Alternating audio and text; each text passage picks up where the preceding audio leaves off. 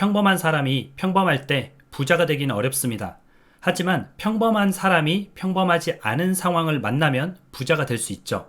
그럼 언제 평범하지 않은 상황이 오는지 함께 알아보시죠. 안녕하세요. 재테크 읽어주는 파일럿입니다. 우리가 뭔가를 이루어내기 위해서는 상황이 좀 독특해야 돼요. 그냥 평범한 상황인데 대단한 일이 일어난다? 그런 일은 일어나지 않습니다.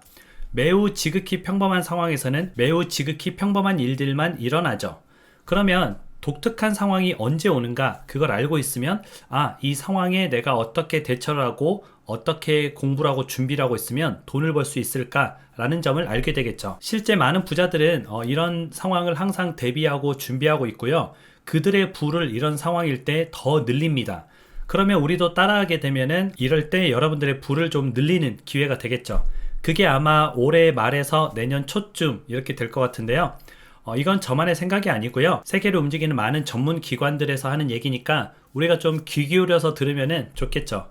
그럼 오늘 내용을 한번 알아보도록 하겠습니다. 화면을 보면서 같이 공부해 보시죠. IMF가 한국 기업에 대해서 위험을 경고했습니다. 한국 기업의 부채가 위험 수위를 넘었다라고 얘기를 한 거죠. 우리나라 기업이 잘 나가고 있는 줄 알았는데 우리나라 기업의 부채가 그렇게 위험한 상황이야? 여러분들 좀 놀라셨을 거예요. 우리나라 기업의 부채가 생각보다 좀 심각한 상황입니다. 작년 기준으로 기업 부채는 2,600조 원. 올해는 더 늘었겠죠. 실은 올해는 제가 봤을 때 거의 3,000조 원에 육박하지 않을까 그렇게 보고 있고요. 일단 작년 기준으로 발표된 거에 의하면은 2,600조. 이게 1년 만에 10%가 증가했어요. 재작년에는 대략 한 2,300조 후반이었거든요. 근데 지금 2,600조까지 늘어난 거죠. 그러면 10%씩만 증가한다고 하면은 내년에는 거의 3,000조에 다다르는 기업 부채가 생기게 되는 거죠. 단순히 숫자가 늘어난다고 위험한 것이냐? 그게 아니거든요. 숫자보다도 그 상대적인 게 좀 중요하죠. 한국이랑 아시아 기업들이 다 위험한데요. 우리나라만 위험한 거 아니에요. 아시아 기업들도 같이 위험한데 2008년 금융위기 때보다 부채 비율이 높습니다. 지금 2008년 금융위기보다 더 기업들이 부실해졌다는 거죠. 그 부실도를 어떻게 측정하느냐? 이자 비용이 있잖아요. 그리고 영업이익이 있습니다. 이자 비용은 나가는 거, 영업이익은 벌어들이는 거 이렇게 보면 되겠죠. 그런데 이자 비용이 벌어들이는 것보다 더 많은 기업들, 그러면 이 기업은 돈을 벌고 있는 걸까요? 못 벌고 있는 걸까요? 못 벌고 있는 거죠. 기업이 돈을 못 버는 상태가 3년만 지속돼도 우리는 한계 기업이라고 합니다. 그 기업이 현금을 좀 들고 있다고 하더라도 3년 정도 버틸 수 있는 현금을 가진 기업들이 대부분이고 그 이상을 넘어가게 되면 한계 기업이라고 표현을 하는 거죠. 그런데 이런 돈을 못 버는 기업들의 비율이, 부채 비율이 한국이 5위입니다. 22.1%, 아시아에서 5번째인데요. 전 세계 평균은 16.8%, 전 세계 평균보다도 높죠. 전 세계 평균보다 지금 우리나라가 한 6%가량 높습니다. 기업 부채 비율이 6%가량 높은데 문제는 한국 기업의 영업이익률입니다. 영업이익률이 이제 매출이 일어나고 이제 지출이 있잖아요. 그러면 매출에서 지출을 빼면은 이익이 나옵니다. 근데 거기서 한 단계 더 들어가서 영업이익률인데 그냥 내가 남은 거, 돈 벌고 남은 거, 장사해서 남은 거 이렇게 생각하면 되는데 여기 이익률이니까 비율입니다. 비율. 그러니까 예를 들어서 내가 100만 원을 팔아서 20만 원이 남았다. 그러면 영업이익률이 20%인 거예요. 근데 전년 대비 마이너스 74% 최대폭으로 하락했습니다. 그러니까 마진율이 굉장히 좋지 않다는 거죠. 영업이익률이 많이 떨어졌다는 겁니다. 돈을 벌지 못하고 있다. 그렇게 보면 되고요. 전년 대비 왜 이렇게 영업이익률이 많이 떨어졌을까? 10%, 20%도 아니고 무려 74%가 떨어졌는데 그 원인은 우리도 알고 있습니다. 바로 첫 번째 원인은 고금리로 인해서 이자 부담이 커진 겁니다. 기업들은 대부분 다 빚을 지고 있습니다. 일반 기업들은 보통 돈을 빌려서 물건을 사서 만들어서 팔아서 돈을 벌죠. 그러다 보니까 고금리가 지속이 되면 어떻겠어요? 이자 부담이 높아지는 겁니다. 지출이 많아지는 거죠.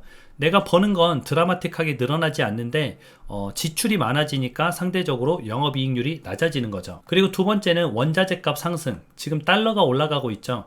달러가 올라간다는 뜻은 바깥에서 사오는 원자재 가격을 비싼 돈을 주고 사와야 돼요. 그거 다시 나중에 팔 때, 더 비싼 값을 받을 수 있으니까 괜찮지 않아요? 라고 생각하실 수도 있는데, 그거는 해외로 팔 때, 우리가 해외에서 사와서 만들어서 무조건 해외로 파는 게 아니고요. 우리 내수 시장에서도 많이 팔고, 막상 사올 때 비싸게 사왔다고 팔 때도 무조건 비싸게 팔 수 있는 것도 아니거든요. 비싸면 소비자가 안 사버리는데요. 그러면 무작정 비싸게 팔 수도 없기 때문에 원자재 값 상승, 달러 상승이 굉장한 악요인으로 작용을 하고 있는 거죠. 문제는 이제 기업 부채만의 문제가 아니고요. 가계 부채도 최고입니다. 주요 선진국 중에서 가계 부채가 1위죠. 이거 얼마 전에 주요 뉴스에서도 나온 것 같은데, 가계 부채 비율이 GDP 대비 우리나라 총 생산량 대비 100%, 그러니까 우리나라가 1년 동안 생산하는 모든 생산량, 그걸 돈으로 환산했을 때 그거보다 부채가 더 크다는 거예요. 그럼 굉장히 심각한 수준이라는 건데요. 우리나라는 102.2%, 이미 100%를 넘어버렸죠. 그래서 우리나라의 가계부채도 심각한 수준이다. 우리나라의 가계부채의 가장 큰 급증한 연령은 이제 2030인데요. B2가 이제 유행을 하면서 2030들이 영끌에서 집을 사고 B2에서 주식을 하고 이러다 보니까 지금 부채가 너무 급증을 한 거죠. 오히려 젊은 세대들이 부채를 늘릴 게 아니라 자산을 늘려야 될 시기에 지금 굉장히 반대로 가고 있는 현상이 나오는 겁니다. 근데 이거는 뭐 2030만을 탓할 수는 없어요. 그런 사회를 우리가 이제 3040, 5060 이런 세대들이 그런 사회를 좀 만들어줬어야 됐는데, 어떻게 보면은 우리가 같이 이제 부동산에 뛰어들다 보니까 2030들이 조급해서 연끌을 하게 되고, 지금은 이제 부동산 가격이 천정부지로 올라버리니까 뭐 주식을 해서 집을 사는 방법밖에 없는 거죠. 월급으로는 살 수가 없으니까. 이런 사회가 좀 돼버린 건데, 뭐 아무튼 뭐 누구 잘못이고 누가 잘못했고 그런 걸 떠나서 지금 상황이 이렇다, 이렇게 보면 되고요. 고금리가 1년만 지속돼도 한 개 가구랑 한 개 기업이 쏟아진다고 합니다. 그러면 미국이 지금 2024년까지는 금리를 내리지 않을 것으로 보이기 때문에 1년 이상 지속될 확률이 높다는 거죠. 그러면 한 개 가구랑 한 개 기업이 많이 쏟아질 수도 있습니다. 그래서 올 하반기가 정말 중요한데요. 그래서 제가 드리고 싶은 말씀은, 소나기 올 때는 잠시 쉬어가도 괜찮습니다. 지금 저랑 같이 한번 상황을 알아보니까 상황이 녹록치 않죠.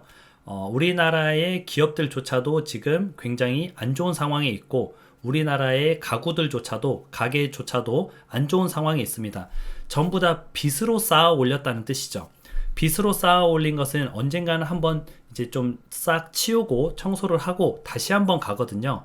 그래서 우리가 이런 상황에서 너무 무리하게 조급함에 뭔가 비투를 한다거나, 주식할 때 미수를 써서 한다거나, 아니면 신용대출을 받아서 주식을 한다거나, 또는 집을 살 때 너무 무리하게 나의 상황을 조금 잘 판단하지 못하고 너무 무리하게 연끌해서 내 수준에 넘는 집을 산다거나, 이런 것은 우리가 한번 좀 고려해 봐야 될 상황인 것 같습니다. 그렇다고 해서 아무것도 하지 말고 손 놓고 있으세요, 이건 아니에요. 왜냐하면 우리는 미래를 정확히 예측할 수 없기 때문에 주식 같은 경우도 적립식으로 차곡차곡 내가 월급을 받았으면 적금 얼마 넣고, 주식도 적립식으로 얼마 정도 사고, 용돈도 따로 챙겨두고 이렇게 하면 되고요. 집 같은 경우도 내가 여력이 되면 사야죠. 돈을 벌고 여력이 되면 또 사긴 하는데, 그거에 대해서 너무 무리하게 사거나 또는 영혼까지 끌어모아서 신용대출도 하고 부모님한테 빌리고 친구한테 빌리고 2금융권에서 빌리고 이렇게 해서 사는 거 말고, 그냥 1금융권에서 뭐 60에서 70% 사이 본인이 부담 없는 선에서 좀 대출을 하고 이건 내가 갚을 수 있다, 이럴 때 집을 사야 된다는 거죠. 집값이나 부동산이 뭐 하염없이 폭등하면 정말 좋겠죠. 저도 자산을 좋아하는 사람으로서 그런 상황이 오면은 당연히 좋습니다. 하지만 세상의 이치가 그렇지 않더라고요. 한 번은 또 거품이 싹 걷어지고 또 새로 출발해서 가고요. 또 어느 정도 거품이 쌓였다 하면은 어떠한 이유에서든 거품이 또 꺼지고 한번 또 가고 이렇습니다. 그래서 우리가 그런 부분들을 좀 잘 인지하고 알고 있는 상태에서 재테크나 부동산, 주식에 뛰어들었으면 좋겠습니다. 벌레가 파리가 있네요. 아무튼 여러분들 행복한 하루 보내시고요. 그럼 다음에 다시 만나요.